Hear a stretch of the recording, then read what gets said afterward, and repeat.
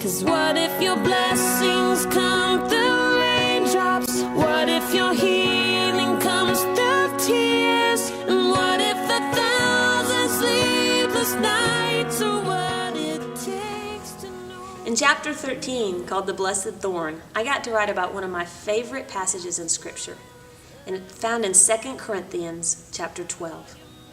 We see the Apostle Paul telling us about this thorn in his flesh.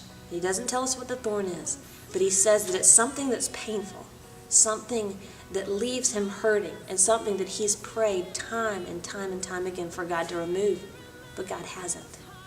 And it's interesting because I think about my own aches and pains in my life.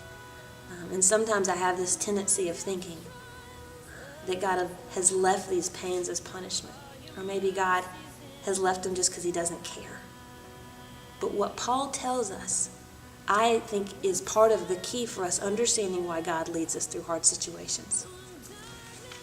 And he says, "My grace is sufficient for you, for strength is made perfect in weakness." God doesn't say that he left this thorn in Paul's flesh to punish him. He says that God can be most glorified in Paul's life when Paul is in this state of weakness, having to trust only in God alone.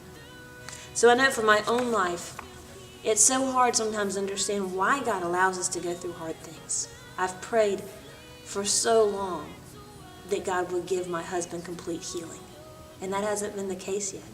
And even though I don't have the answers, I do believe, because God has shown me this, I do believe that God longs to use our weakness, longs to use our brokenness in order for his wholeness, his completeness, and his strength to shine all the brighter through our lives.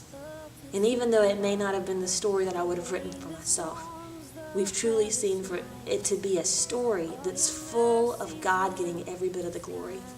And that's a blessing in and of itself.